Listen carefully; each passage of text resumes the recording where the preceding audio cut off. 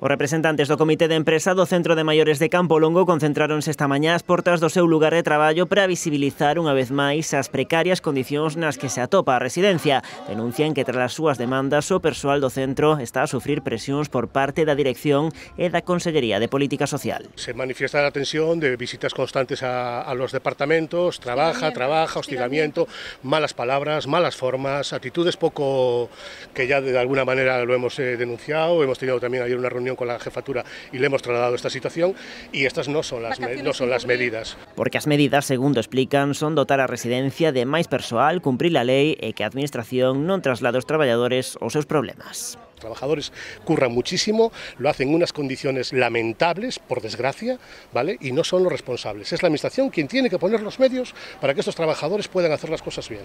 Y los usuarios tienen derechos, no son de tercera.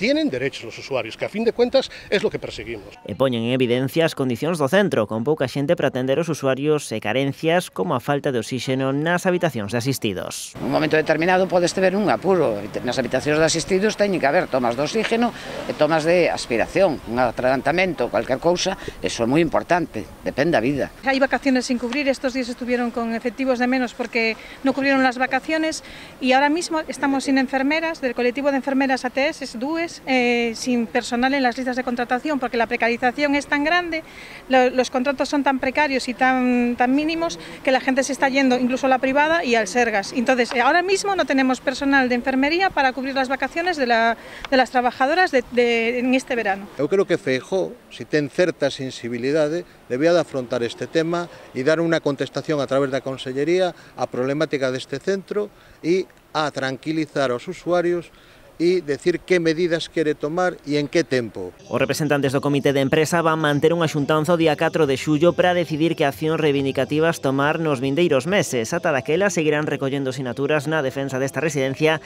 que dá servizo a día de hoxe a preto dun cento de usuarios.